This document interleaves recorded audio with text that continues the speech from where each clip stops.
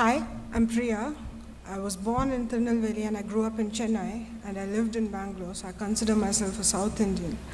I'm currently doing a PhD in the development of typographic forms for the Kannada and Telugu scripts at the University of Reading. I'm also a consultant at URW++. They are located in Hamburg, Germany. Hi, I'm Rob Pratley.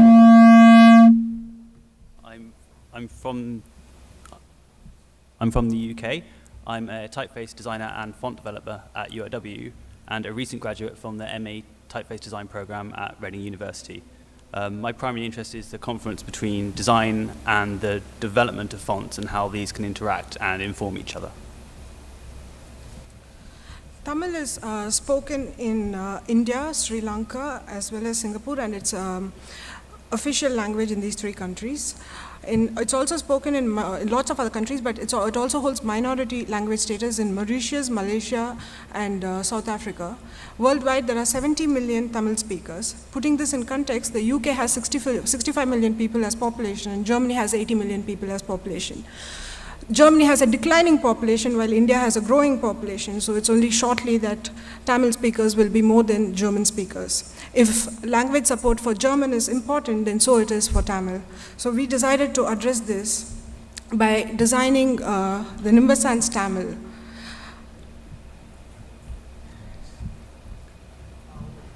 At a design level, there's a sharp contrast between some of the forms in the Tamil script. Some are more circular and visually dense, whilst others are open and angular.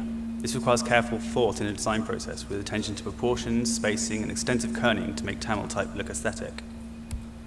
An additional challenge is, as this is an extension to the URW Nimbus Sans typeface, we needed to ensure a visual parity between the Latin and Tamil script, with no undue prominence to either when typesetting documents together.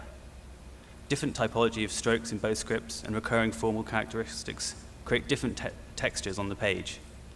As a consequence of this, we need to increase the base character size in the Tamil, making it larger than the Latin X height to maintain a similar visual size. This owes to the density of the characters in the Tamil script, where they generally appear darker and appear smaller. Aside from that, the kind of matching between the scripts is kept relatively subtle, with slight details like terminals and curve dynamics to make sure there's some kind of correlation between them. Tamil was traditionally written using dried palm leaves with a metal stylus, and then soot was dusted on it to make the letters visible. The use of a pointed tool resulted in the letter forms being monolinear. But this was not the only way that Tamil was written. Later, with the advent of Europeans in India, the manuscript, the substrate and tool changed. Here you're looking at a manuscript of Francis Ellis, an EIC employee, who's written Tamil using pen and paper. This has caused stroke contrast in the Tamil script. Early renditions of Tamil typefaces were monolinear. The top one is the Doctrina Christum, the second edition printed in 1579, which has monolinear forms, and the Tranquilla Bible, 1714, which also has monolinear forms. The Government Gazette was a newspaper printed in the Madras Presidency. In 1801, when it started publishing, it used monolinear forms, but by 1832, when it stopped production, it was using cursive forms, which also had some level of modulation, which was inspired by the writing tools and substrate that was introduced by the Europeans in India. This style has been credited to late 19th century by Murdoch, and Fernando Melo, in his Tamil type dissertation that he did at Reading, has recognized this to 1884, but this is not true. We have seen evidence of these styles from early 19th century. There is also a preference for italic type or cursive type when in publications in Tamil Nadu. However, this is not true for all sorts of publications. New publications tend to use upright type. Older publications also use upright type for editorial content and for supplements and so on. There is also a preference for upright type in locations outside India, like the Tamil Murasu, which is produced in Singapore, uses upright type.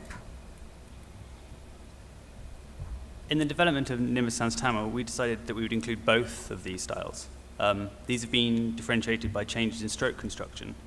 We had to work within the constraints of the Latin, so the upright features slower curves and more geometric counters for consistency in the formal quality. The cursive variant purposely breaks its consistency, It instead references the handwritten qualities of the script. Some geometry remains, like here in the outstroke of va, though curve speed increases and the counterforms become more fluid. This relationship between styles is a deliberate departure from that of the Latin relationship between the italic and the upright. The Latin features oblique italics, i.e. mechanically slanted and then adjusted forms, true to the typographic tradition of this category of typeface in that particular script. But as described before, the Tamil is not mechanically sloped. This is not just because of regional preferences for upright and cursive Tamil, but also to offer a diverse typographic palette that differentiates based on texture. Tamil has a tendency to occupy vertical space, and more so in the bottom. Indic scripts do not have a long typographic history like that of the Latin script. And there is very little differentiation between fonts that's used for newspaper, books, or for other mediums.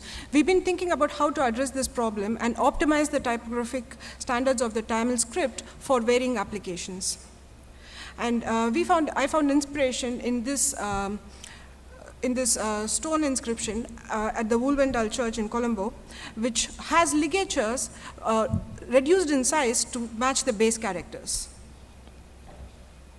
Based on these findings, alternate forms have been designed for different applications. So, for example, in the first line, you can see nya on a slightly smaller body height, on the second line, the full-size height. So we've designed display and text variant forms for certain letters and ligatures that reduce the size of the particular character elements or base characters in those ligatures. This slight economy in a vertical size allows for optimized line spacing, which benefits the text typography.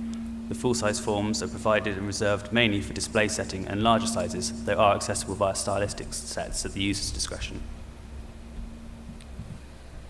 This is an image from the Linguistic Survey of India, 1906, which recognizes that the Ra form has variants. However, this is not implemented in most typefaces, in most Tamil typefaces. As a native speaker, I'm aware that the Ra form has variants. So while I spoke to some publication editors in Tamil Nadu, it seemed that whether the full form or the half form was used based on the editor's choice. So we also decided to address this. Subsequently, we've included alternate Ra forms as stylistic alternates, so that the preferences of the document producer can be met. In 1978, the government of Tamil Nadu reformed certain syllables of the modern Tamil script. However, this was only implemented in Tamil Nadu and was not widely accepted by all other Tamil-speaking countries. Subsequently, support for both orthographies has been included.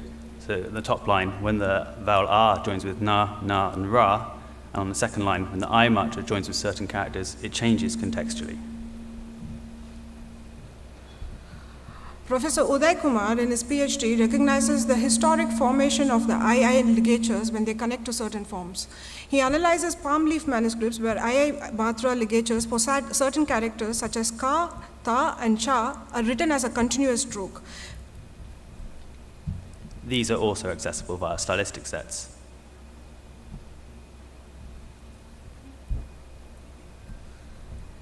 Designing and producing typefaces with components helps to reduce the size of the file.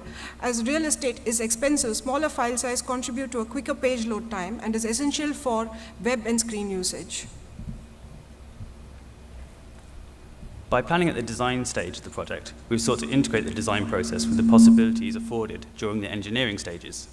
Reusing component shapes through contextual substitutions allow for a reduction in the character set needed to accurately represent the Tamil orthography. Planning this process at these design stages allowed us to not sacrifice on aesthetics while doing so.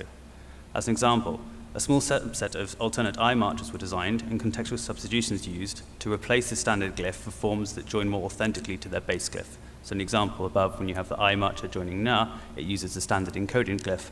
When it follows ta, it changes to one that joins better and just is more visually appealing. Where possible, we subsequently avoided drawing ligatures individually.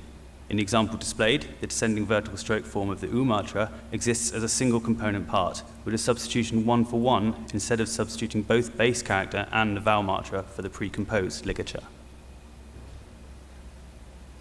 Recognizing the formal patterns of the script, for U, we have also made use of chaining contextual substitutions to first employ the U form of certain ligatures, and then after the substitution, using a component part to append that to the U form. Again, this greatly economizes the character set. We haven't just used substitution features. We've also used glyph positioning rules for marks and marchers to remove the dependency for these pre-composed glyphs. Where some fonts feature these composed forms of the E marcher attached to the base glyph, we've used zero width characters and glyph positioning to ensure they position themselves in the right places. Nimbus Sans Tamil therefore offers a wide typographic palette including italics and upright, text forms and display forms with plenty of stylistic alternates that is required to support the Tamil script. As the saying goes in Tamil, Ore Kallila Rendu Manga, Nimbus Sans Tamil does more than striking two mangoes with one stone. Thank you.